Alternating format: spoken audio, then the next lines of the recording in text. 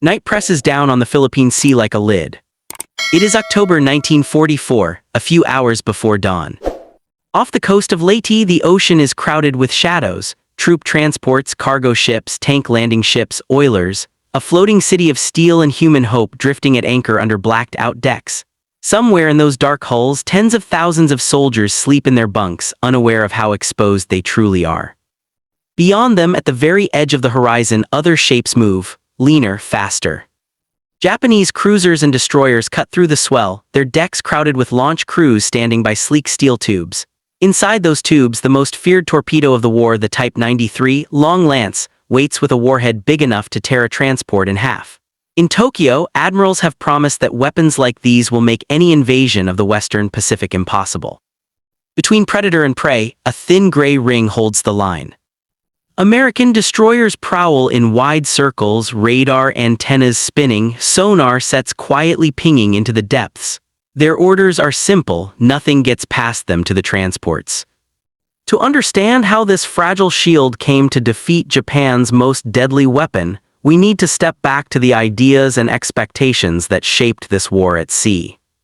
In the years between the world wars, Japanese admirals believed they had seen the future of naval combat, and it looked a lot like the past.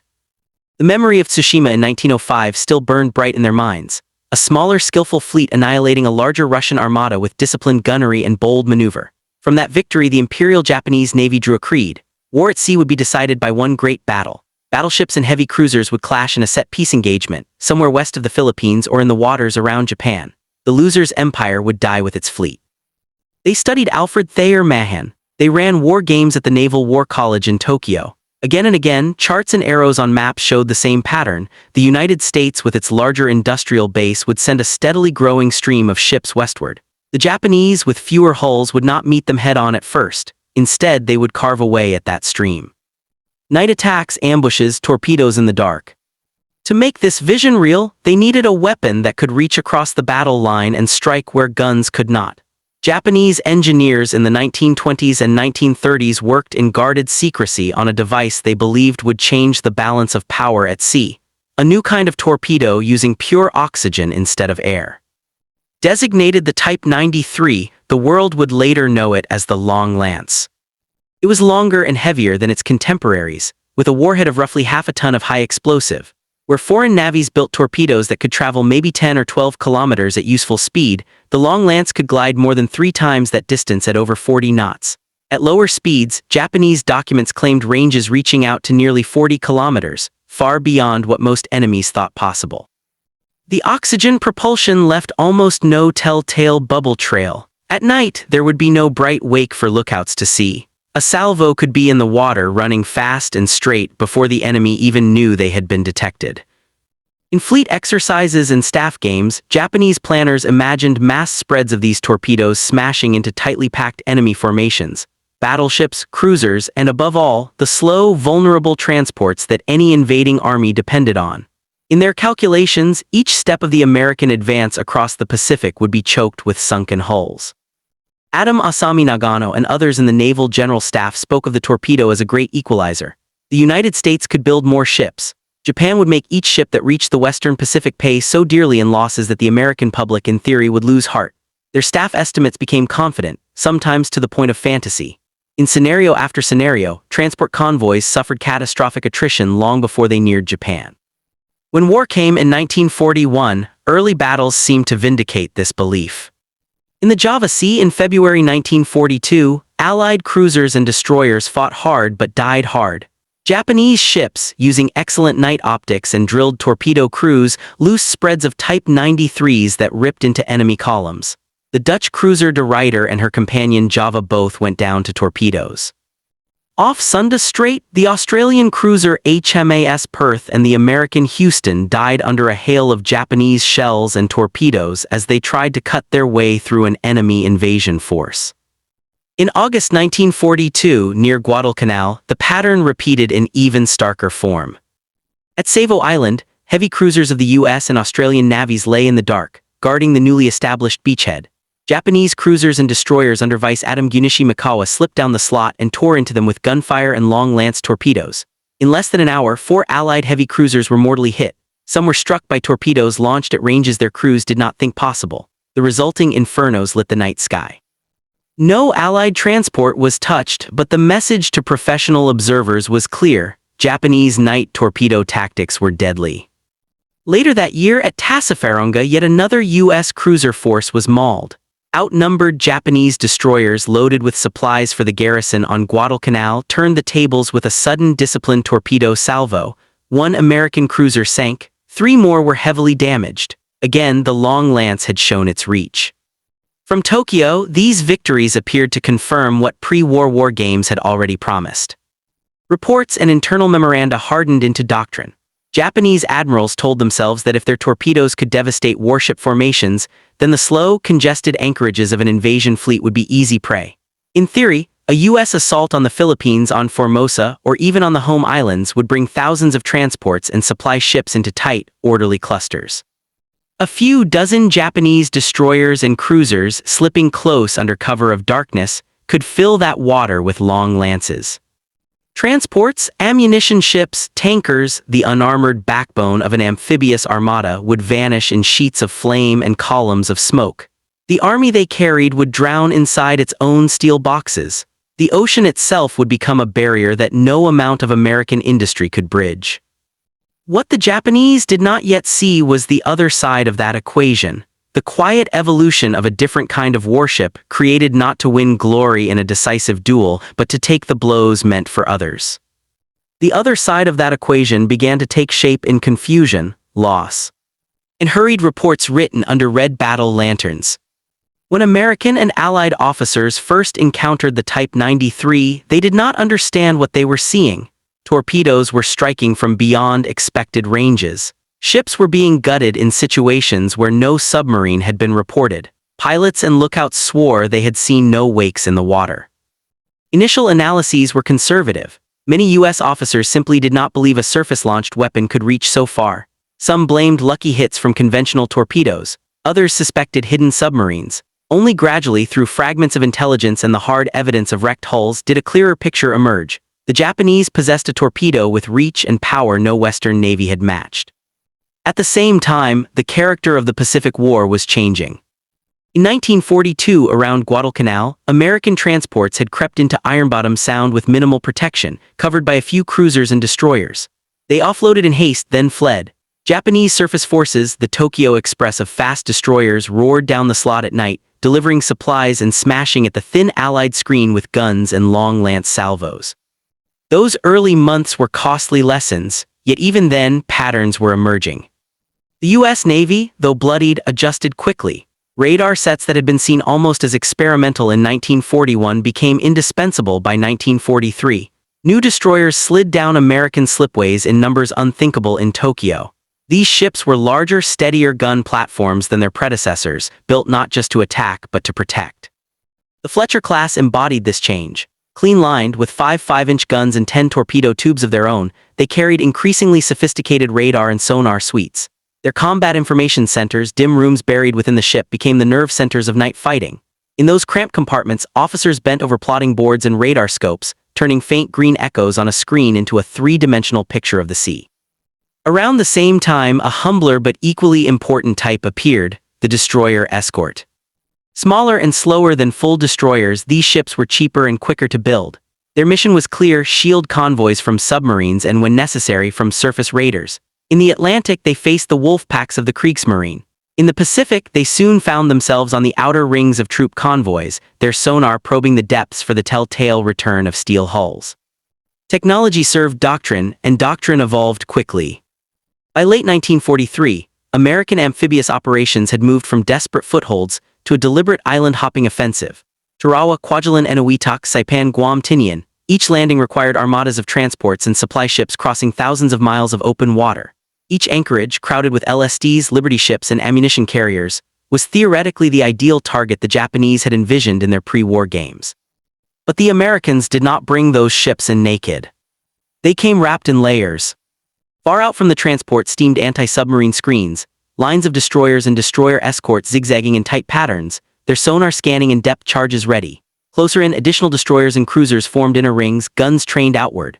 Radar pickets pushed even farther toward the horizon, staring into the night for the first hint of approaching masts or air contacts. Above, aircraft patrolled by day, hunting submarines and snooping for surface forces. Inside those rings, the transports dispersed as much as anchorage space allowed. They shifted positions regularly. They enforced blackout and radar silence when needed. Damage control teams drilled again and again in fighting fires and counter-flooding, knowing that a single torpedo hit on a loaded ammunition ship could trigger a chain of disaster.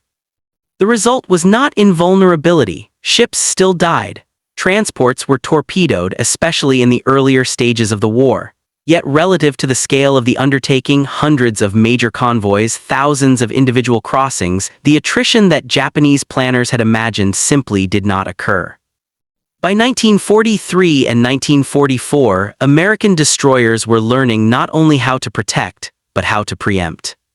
At Vela Gulf and Cape St. George, U.S. destroyers under aggressive commanders like Arleigh Burke used radar to detect Japanese columns at night before they themselves were seen.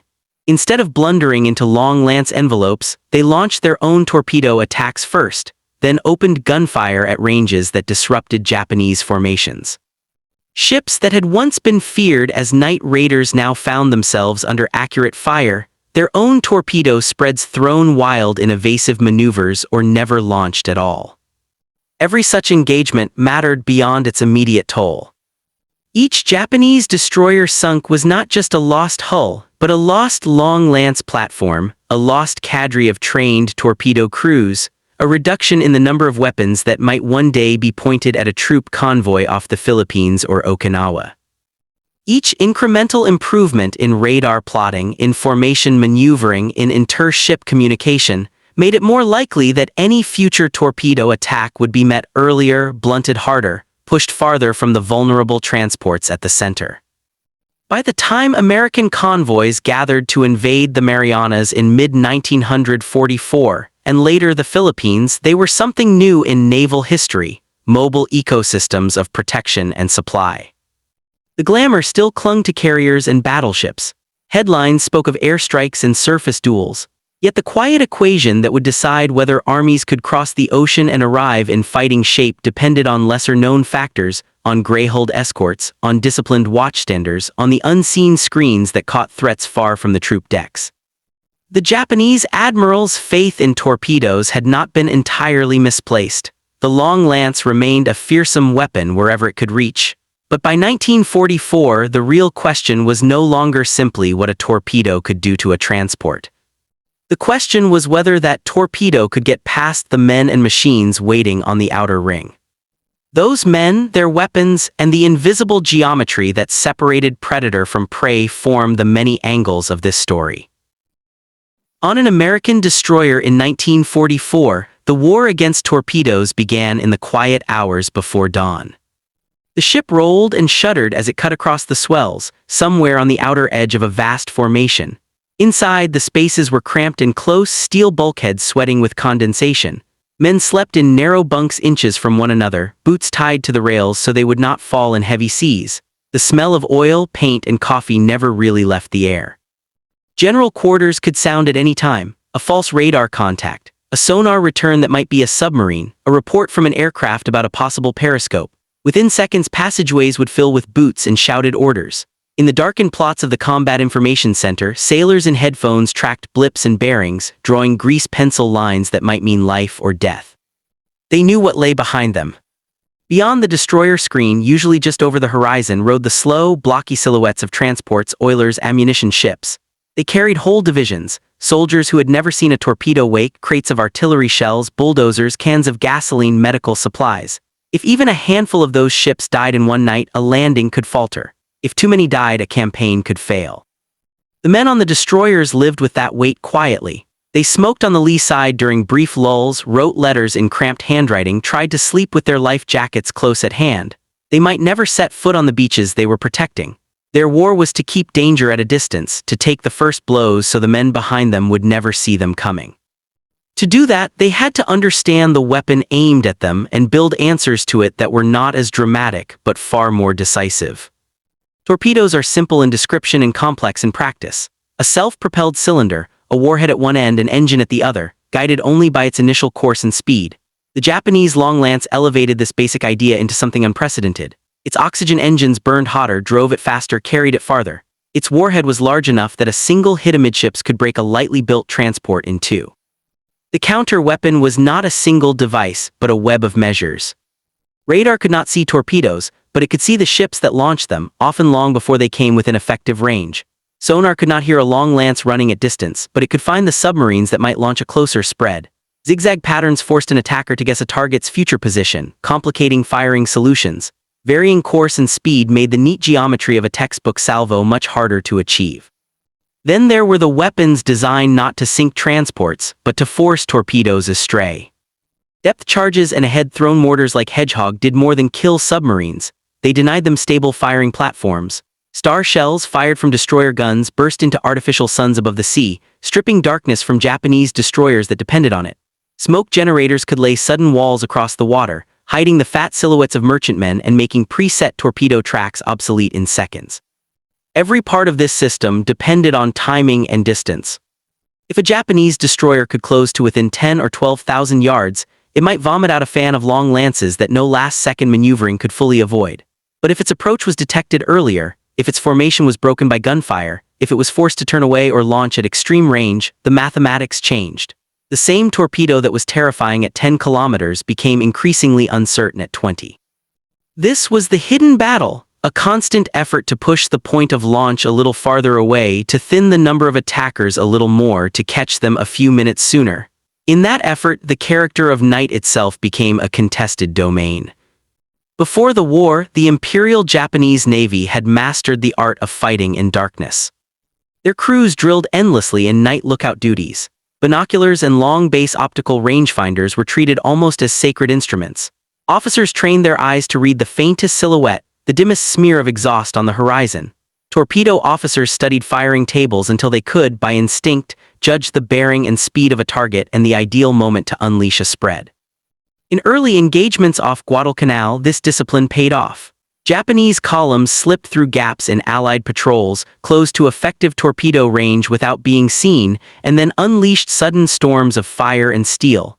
To American sailors on wrecked cruisers, it could feel as if shells and torpedoes had materialized out of nothing. But by late 1943, the darkness belonged less exclusively to one side. American radar, at first temperamental and mistrusted, had matured.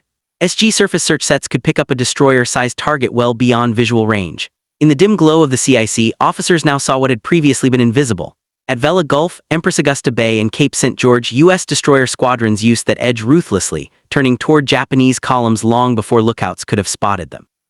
They learned to plot closing courses, to estimate speed from changes in bearing, to anticipate when and where a torpedo attack would probably be launched. Instead of stumbling into long lance envelopes, they slipped to the flanks, fired their own torpedoes first, then opened accurate gunfire that shattered Japanese formations before they could execute carefully rehearsed plans. The Japanese still had superb optics and courageous crews. Their torpedoes remained unmatched in range and power. But each time a night action ended with another 2 or 3 Japanese destroyers on the bottom, the long-cultivated advantage of their nocturnal tactics eroded. For the convoys assembling to assault the Philippines and later Okinawa, this meant something profound. The great duel in the dark, torpedo against screen, lookout against radar operator, was tipping slowly but decisively toward the side that valued protection as much as destruction. In the high offices of Tokyo before and during the war, the torpedo was never just a weapon. It was a foundation of strategy. Senior officers of the Imperial Japanese Navy had grown up in the shadow of Tsushima and under the influence of Mahan. Admirals like Isoroku Yamamoto, Mainichi Koga, and later Somu Toyoda inherited a doctrine that assumed Japan could not match American industry ship for ship. Instead, they would rely on quality, training, and a carefully staged sequence of operations. Attrition by submarines and night surface forces, followed by a single climactic fleet battle near Japan. In that script, the Long Lance played a starring role. Fast destroyers and cruisers would strike at night along the American line of advance, in the Marshalls, the Marianas, the Philippines. They would slip past enemy screens, tear into cruisers and battleships, and above all, seek the fat silhouettes of transports and supply ships. Charts in Tokyo showed tight anchorages littered with wreck symbols. Tactical notes spoke confidently of annihilating invasion forces before they could threaten the home islands. On the other side of the Pacific, the language was more prosaic, but the focus just as clear. Fleet Admiral Chester Nimitz and his subordinates, Raymond Spruance, William Halsey, and others, understood that carriers might win battles but transports won campaigns. Adam Richmond Kelly Turner, the architect of many amphibious operations, thought in terms of tonnage, sequencing, and protection. The question underpinning almost every plan was simple: how to get the men and their supplies from one shore to another again and again under fire. For them, destroyers and escorts were not supporting actors, they were the shield without which nothing else mattered. This difference in emphasis shaped how each side used its strength. Japan poured ingenuity into offensive tools for the decisive clash. The United States steadily refined the less glamorous arts of screening, escort, and defense. Intelligence and adaptation would deepen that divide. Information drove much of the invisible struggle. From the first months of war, U.S. Navy intelligence officers collected every scrap of data on Japanese weapons and tactics. Reports from surviving captains after battles like Savo Island and Tassafaronga were combed for clues. Why had torpedoes appeared from such unexpected directions? Why had there been so few visible wakes? As more engagements accumulated, patterns emerged, ranges that seemed impossible, explosions that suggested unusually large warheads. Physical evidence gradually confirmed suspicions. Salvage divers, wreck surveys, and fragments recovered from damaged ships pointed to a torpedo of unprecedented capability. Interrogations of prisoners of war and intercepted Japanese communications added further detail. By 1943-44, American planners understood that Japanese surface ships carried a weapon far superior in range to their own standard torpedoes. At the same time, radio intelligence and code breaking began to strip some of the mystery from Japanese movements. Stations in Hawaii, Australia, and other outposts listened for Japanese signals. High-frequency direction finding could sometimes locate enemy ships by the angle of their transmissions alone. Decrypted messages, when available, hinted at planned convoy routes, reinforcement runs, and even sorties of surface forces. Air reconnaissance, long-range patrol planes, and carrier scouts turned intelligence estimates into plotted tracks on operation maps. The Japanese, for their part, were not blind to changing circumstances. They introduced their own radar sets late in the war, fitted to some destroyers and larger ships. They experimented with new methods of attack: midget submarines, human-guided torpedoes called chitin, explosive motor boats, but their industrial base and training system could not keep pace with their losses. Each sunken destroyer meant not only fewer long lances, but fewer seasoned officers able to orchestrate complex night attacks. On the American side, lessons learned were codified and spread rapidly. After every major engagement, tactical bulletins distilled what had worked and what had failed. Convoy routing was adjusted. Standard formations for screens were refined, distances between ships, sectors of responsibility, procedures for night contacts. Radar picket doctrine evolved so that a few ships stationed well out from the main body could give early warning of approaching threats, whether from sea or air. The net result was a quiet but decisive shift. Where Japanese admirals had imagined American transports stumbling into kill zones, planners in Pearl Harbor and on Pacific flagships worked methodically to ensure that any such kill zone would be reached only through layers of forewarning and resistance. Beneath all of this theory and adaptation lay the hard reality of what the war was actually being fought with: not capital ships or torpedoes, but cargo. A fully loaded transport was more than steel and tonnage. Inside its holds were the components of military power in the 20th century. Infantry, artillery batteries, tanks and amphibious tractors, radio trucks, cranes, engineers, fuel drums, medical teams, sacks of rice and flour, everything needed not only to win a fight on the beach, but to build and sustain a base afterward. To seize a single island in the Central Pacific could require hundreds of shiploads. Tarawa's bloody lesson in 1943 showed what happened when assault units arrived without enough specialized equipment or when landing craft were lost or delayed. Later operations dwarfed it. The Marianas invasions involved hundreds of transports and landing ships. The assault on Leyte brought together one of the largest collections of shipping ever seen in the Pacific. Okinawa would surpass even that. Each convoy was a moving concentration of national effort. American industry built thousands of Liberty and Victory ships, scores of attack transports and landing ship, tank LSD types, and a vast variety of specialized vessels. But they could not be replaced overnight, and the men and materiel they carried certainly could not. A single torpedo into an ammunition-laden transport could erase months of planning and thousands of human lives in a few seconds. Japanese pre-war studies had anticipated exactly this vulnerability. They imagined U.S. losses on a scale that would cripple the march across the Pacific, entire convoys shattered, troops drowned in their hundreds, supplies scattered across burning seas. Yet, as the war went on, the reality diverged sharply from those grim forecasts. Transports were sunk, some convoys were mauled, but most of the time the outer rings held. The majority of torpedo-armed attacks that could have descended on crowded anchorages were blunted, diverted, or broken up in the wider ocean, often at bitter cost to the destroyers and escorts that did the work. By 1944, this contrast between expectation and outcome set the stage for the greatest test of all. When Japan finally committed its remaining fleet units in a desperate bid to smash an invasion force and reach the transports that had so far eluded destruction. By October 1944, the scene Japanese planners had once sketched on classroom maps finally existed on the ocean. In Leyte Gulf lay an invasion fleet on a scale they had always feared. Off the beaches of the central Philippines, hundreds of transports, cargo ships, and landing vessels lay at anchor or moved in slow patterns, offloading men and equipment for General Douglas MacArthur's return. Ammunition ships, hospital ships, repair ships, tenders, an entire logistical apparatus floated in that confined stretch of water. If ever there was a moment for torpedoes to cut the heart out of an invasion, this was it. In Tokyo, Operation Shogo 1 was set in motion, the combined fleet's last great gamble. The plan was intricate and desperate. 3 separate surface forces would converge on Leyte Gulf and smash the lightly defended anchorage. Vice Admiral Takeo Kurita's powerful center force would come through the narrow Palawan Passage, and after transiting the Sibuyan Sea and San Bernardino Strait, fall on the invasion fleet from the north. To the south, Vice Admiral Shoji Nishimura's force, joined by Vice Admiral Kiyohide Shima with additional cruisers and destroyers, would push up through Surigao Strait. To lure away the American fast carriers, Admiral Jisaburo Ozawa's northern force with depleted carriers would act as a decoy northeast of Luzon. On chart tables, the result was clear, converging arrows pointing into the crowded anchorage of Leyte Gulf. The Japanese expected that once their battleships and cruisers broke through, transports and support ships would die in droves, many under the blows of long-lance torpedoes launched in the confined waters of the Gulf. The first cracks in that vision appeared far from the transports they sought. On 23 October, as Kurita's center force threaded between Palawan and Borneo, American submarines Darter and Dace lay in wait. Their sonar and periscopes picked up the heavy formation, the battleships Yamato, Musashi, Nagato, and others, screened by cruisers and destroyers.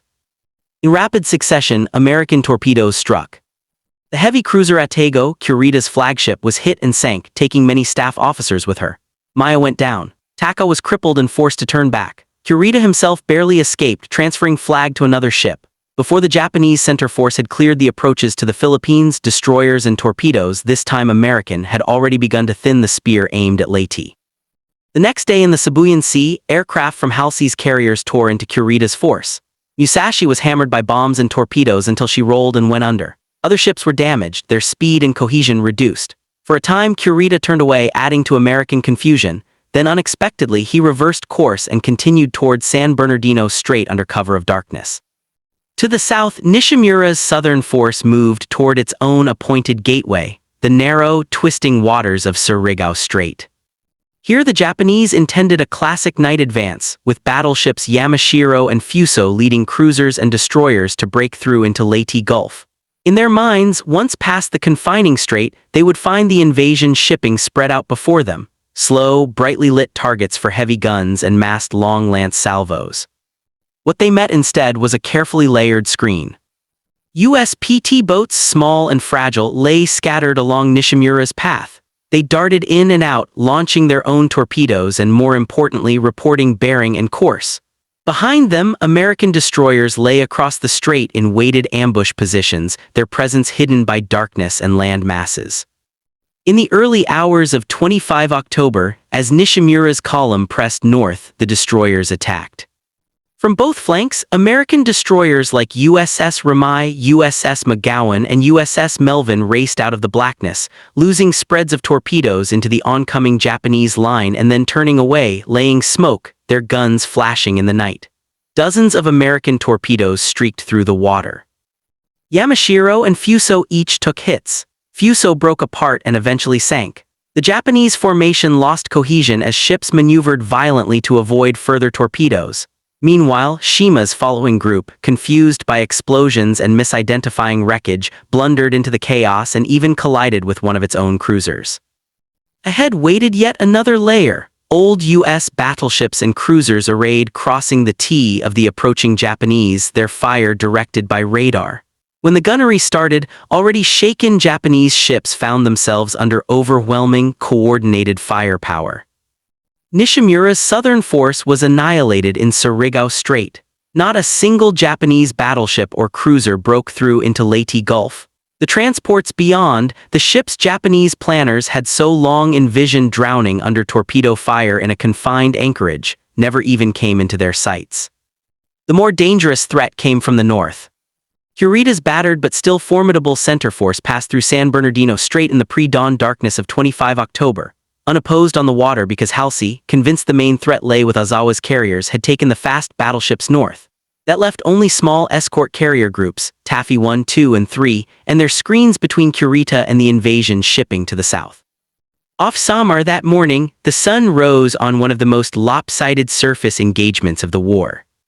Taffy 3, under Rear Admiral Clifton Sprague, consisted of 6 slow escort carriers and a screen of 3 destroyers, Johnston, Hull, Hearman, and 4 destroyer escorts, including Samuel B. Roberts. Their primary job was to protect the carriers from submarines and aircraft while the carriers' planes supported troops ashore. Against them emerged Kurita's force, 4 battleships including Yamato, 6 heavy cruisers, 2 light cruisers, and 11 destroyers. Beyond Taffy 3's fragile circle lay Leyte Gulf itself, with the invasion armada and its mass of transports. When lookouts on the escort carriers first sighted the pagoda masts on the horizon and shells began splashing near them, they understood, in an instant, that if these Japanese ships were not stopped here, nothing substantial stood between Kurita and the unarmored shipping anchored off Leyte. The destroyers' response was immediate and ferocious. Hull, Johnston, and Hearman turned toward the enemy at full speed, smoke generators pouring out thick clouds to obscure the carriers and the distant transports. They charged into gun ranges that their lightly armored hulls were never meant to endure, their 5-inch guns barking at cruisers and battleships that dwarfed them. At ranges where Japanese gunners expected helpless targets, they instead met weaving silhouettes that spat back shells and closed for attack. Torpedo crews ran to their tubes, calculating deflection angles under fire. The destroyers maneuvered to launch at the heads of the Japanese columns, forcing them either to continue straight into the paths of American torpedoes or to turn away, spoiling their pursuit of the carriers and beyond them the transports. Johnston, already hit and burning, nonetheless loosed a spread of torpedoes that forced the heavy cruiser Kumano to sheer out of formation, her bow shattered by a hit. Other Japanese cruisers took evasive action under the threat of these attacks, breaking up the neat lines needed for an efficient torpedo and gunnery assault. Hearman charged so close to a group of battleships and cruisers that she threaded between them, launching her torpedoes at the massive targets. To avoid the perceived threat of fish in the water, several Japanese ships turned away or maneuvered erratically, their gunfire disrupted. Throughout the chaos, the destroyer escorts, including Samuel B. Roberts, joined in. The destroyer escort that fought like a battleship made a high-speed run into the storm, her smaller torpedoes and guns contributing to the sense, from Kurita's flag bridge, that he was facing not a handful of escorts but a determined major surface force backed by unseen support. The Japanese did fire their own torpedoes that morning, from both cruisers and destroyers, trying to hit the carriers and the screens protecting them. But smoke, evasive maneuvers, and the confusion of battle robbed them of the carefully prepared settings and surprise they had once enjoyed at Savo Island and Tassafaronga. Most of their long lances and other torpedoes churned unseen tracks through empty water. By the time Kurita, harried by air attacks from Taffy 3 and the other escort carrier groups, reports of supposed new American forces and his own mounting losses chose to withdraw, the score was stark. An escort carrier, Gambier Bay, lay sinking under gunfire. Several destroyers and destroyer escorts, including Johnston, Hull, and Samuel B. Roberts, were gone or mortally damaged. Many of their crews were dead or adrift in the sea. They had paid grievously. But the invasion shipping in Leyte Gulf remained untouched by Japanese heavy guns or torpedoes. The annihilating attack imagined in Tokyo had come within a few dozen miles and had been blunted by a handful of thin-skinned escorts flinging themselves into the path of a fleet. Leyte showed how far the balance had shifted. Even when the Japanese fleet finally reached the threshold of an American invasion, it was destroyers and their torpedoes, guns, smoke, and sheer aggression that stood between Kurita and the transports. The last, ultimate test of this shield would come a few months later, off a different island, under skies filled with suicide planes and seas still haunted by torpedoes. In the spring of 1945, the nightmare diagram that Japanese staff officers had once traced in chalk became real water and steel off Okinawa. Operation Iceberg brought together the largest amphibious armada of the Pacific War. Off the western beaches of the island at Higashi and beyond, the sea was dense with shipping. Attack transports, Liberty ships, LSDs, LCTs, ammunition ships, repair tenders, floating dry docks, oilers. Lines of landing craft moved steadily between ship and shore. Cranes swung cargo nets overloaded with shells and rations. Hospital ships lit at night with red and green crosses rode at anchor among camouflaged freighters. For weeks on end, this floating city stayed in place. To the eye of a pre-war Japanese planner, it was a perfect target. Hundreds of large, slow, often stationary vessels, confined in a limited stretch of water, any one hit likely to cause secondary fires and explosions, many packed with fuel, bombs, or men. In staff dreams of the 1930s, long lance torpedoes would have swept through such an anchorage like scythes. But by 1945, Japan had almost no surface fleet left to deliver that blow. The great battleships and many cruisers were gone, sunk in earlier fights or trapped in home ports by fuel shortages and air superiority they could not challenge. The few that remained were committed to a single final sortie, Operation Ten-Go. On 6 April 1945, the battleship Yamato, the heaviest ever built, steamed out of Tokushima with the light cruiser Yahagi and 8 destroyers. She carried some fuel but not enough to return to Japan. Her orders were in essence to die. Run south at top speed, reach Okinawa, drive into the invasion fleet, fire her guns and torpedoes into the heart of the anchorage, then beach herself and continue the fight as a stationary battery until destroyed. The destroyers alongside her mounted the last substantial collection of Japanese surface-launched torpedoes likely to threaten an American invasion. If Ten-Go succeeded, the waters off Okinawa would become the killing field Japanese admirals had promised for years. It never came close. American signals, intelligence, and reconnaissance aircraft tracked Yamato's sortie almost from the moment she cleared the inland sea. Patrol planes shadowed the formation, reporting position and course. Rather than waiting for a night surface engagement, U.S. commanders turned to their own long-range weapons. On 7 April, waves of carrier aircraft from Task Force 58 struck. Torpedo bombers and dive bombers bored in through heavy flak.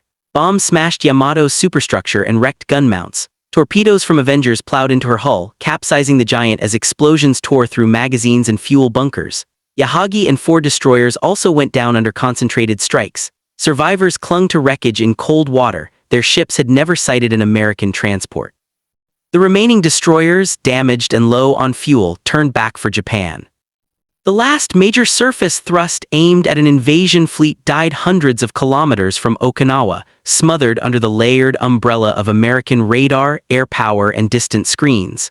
The long lances aboard those Japanese destroyers, never fired in anger at the anchorage, sank with their carriers. Yet torpedoes still hunted the waters around Okinawa. With their surface fleet broken, the Japanese turned to other means. Submarines prowled beyond the immediate anchorage, many carrying manned torpedoes chitin in place of some normal weapons. Small midget submarines and explosive motorboats lurked closer in, hopping to slip through the cordon of destroyers and patrol craft to find the rich targets of transports and cargo ships. Against them, American and Allied defenses at Okinawa extended far beyond simple gunfire. Radar picket stations were thrown out in a rough ring around the island, some 50 to 70 kilometers from the landing areas. At each station, usually 1 or 2 destroyers and a handful of smaller ships kept their sets turning. Eyes locked on the scopes for any sign of incoming air raids or surface contacts. Their presence meant that many attacks, kamikaze, bomber, or raider, would meet resistance far from the anchorage. Those pickets paid dearly. Kamikaze pilots, realizing that the destroyers were the outer eyes of the invasion fleet, concentrated on them.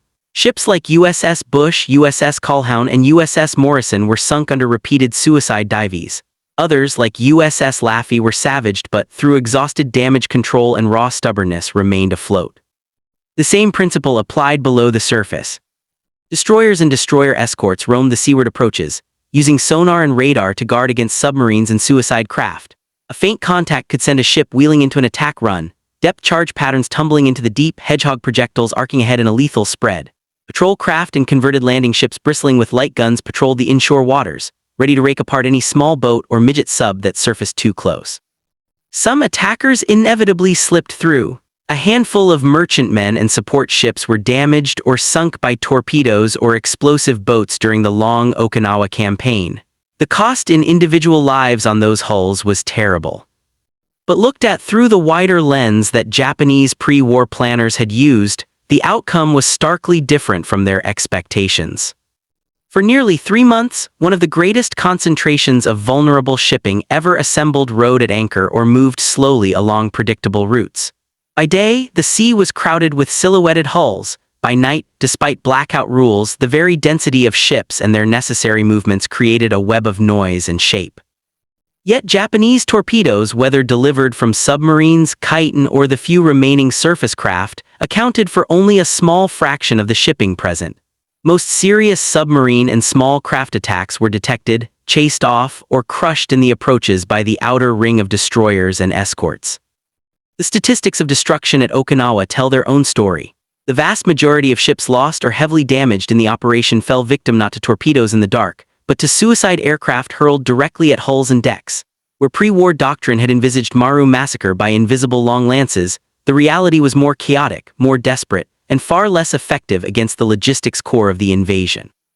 For the men on the transports, this difference was almost invisible. They endured air raids, watched smoke columns rise on the horizon, and loaded into landing craft under the dull thump of distant detonations. Many never saw the thin gray shapes of the destroyers riding beyond them where the horizon blurred, or the smaller escorts packing back and forth over sonar bearings. But it was there, along those shifting lines at the edge of sight and sound, that the decisive work was done. Between Leyte and Okinawa, the doctrine that Japanese admirals had cherished for a generation met the steady, adaptive defense of a navy that had learned how to guard its lifelines. Torpedoes still struck and killed. They still tore through steel and men, yet they no longer shaped the course of campaigns. That reality would sink in fully only after the last shots had been fired, when both sides looked back at what torpedoes had promised and what they had actually delivered. When the last columns of smoke drifted off Okinawa and the guns of the U.S. Pacific Fleet finally began to fall silent, the reckoning in Tokyo was less a single moment than a slow, painful realization. The decisive battle that generations of officers had trained for had never truly come. Pieces of it had appeared in the Java Sea, off Guadalcanal in the Sibuyan Sea off Samar, but always in forms distorted by air power, logistics, and the stubborn persistence of the American advance. The grand vision of a tightly packed invasion fleet annihilated under massed torpedo salvos in home waters had dissolved into something messier and more one-sided. The gradual destruction of the Imperial Japanese Navy, far from the beaches it was supposed to defend. By the summer of 1945, the surface ships that had once been counted on to deliver those killing blows were gone or rusting in port without fuel. The proud cruiser and destroyer squadrons that had loosed long lances at Allied cruisers in 1942 were mostly on the bottom. The remaining vessels rarely sailed, hemmed in by air patrols and starved of trained crews. The decisive battle no longer meant a clash of battle lines. It had become a daily struggle merely to move what little fuel and food remained along Japan's own coasts under constant attack. In this context, the long lance itself took on a different meaning. Technically, it had been a triumph. Post-war Allied investigations, reading captured documents and examining recovered examples, confirmed that no other navy had fielded a surface-launched torpedo with such range, speed, and explosive power. The oxygen propulsion system, dangerous to handle but brilliantly engineered, had given Japanese destroyers a reach their enemies had never suspected in the war's early years. Yet measured against the object it had been built for to stave off an invasion by making transport losses unbearable, its record was sobering. American shipping losses in the Pacific, though painful in individual cases, remained a small fraction of the vast tonnage and troop numbers moved across the ocean. Thousands of transports, landing ships, and cargo vessels made repeated voyages from the U.S. West Coast, Hawaii, and Australia to frontline bases and invasion beaches. Some were torpedoed. A few were lost in spectacular explosions, but the uninterrupted flow of men and supplies never came close to breaking. Japanese submarines, too, had failed in the same strategic task. Influenced by the same decisive battle doctrine, the submarine arm spent much of the war hunting warships rather than commerce. Its few forays against supply lines achieved local successes, but never built into anything like the sustained tonnage war waged by Germany in the Atlantic. Post-war analyses showed that Japanese submarines had sunk only a small fraction of the merchant and transport shipping that crossed the Pacific. In comparison to what American industry launched every month, it barely registered. For officers who survived to sit under questioning in Allied interrogation centers, these facts were inescapable. Some spoke candidly. They admitted that their Navy had not been prepared for a long, grinding struggle over logistics. They had not invested enough in anti-submarine warfare, in radar and convoy systems, or in the humbler arts of escort and protection. They had trusted that superb individual weapons, long lances, large battleships, fast carriers, and superior training would be enough to secure that one crushing victory. The reality had been that, while Japanese ships and weapons often performed magnificently in tactical engagements, the strategic picture moved steadily against them. Every long lance fired at Savo Island or Tassafaronga, and every enemy cruiser sunk there did nothing to slow the later flow of American transports into the Marshalls, the Marianas, the Philippines, and beyond. Each Japanese destroyer lost in those actions, however gallantly, was one fewer hull available when the real test came, to challenge the huge, layered invasion forces of 1944 and 1945. By the end, the gap between what pre-war admirals had believed and what wartime events had delivered was impossible to ignore. On paper, they had assumed that transports would be slaughtered in deep water and in cramped anchorages, that loss rates would make any large-scale amphibious advance politically untenable for the United States. In practice, American soldiers continued to arrive at their beaches in overwhelming numbers, their supplies piling up behind them in mountains of crates and fuel drums. The torpedo empire had not collapsed for lack of engineering or courage. It had failed because, while Japan was perfecting the spear, its opponent was quietly, relentlessly perfecting the shield. For the United States and its allies, the meaning of that shield emerged first in terse reports, then in numbers. Operational summaries from Guadalcanal onward had always listed ships lost, damaged, and suspected causes. At the time, those pages were just part of the paperwork of war. Only when analysts in Washington and Pearl Harbor began to compare them with the movement of shipping across the Pacific did the shape of the story become clear. By 1945, millions of tons of cargo and hundreds of thousands of soldiers had crossed the ocean in successive waves of amphibious operations.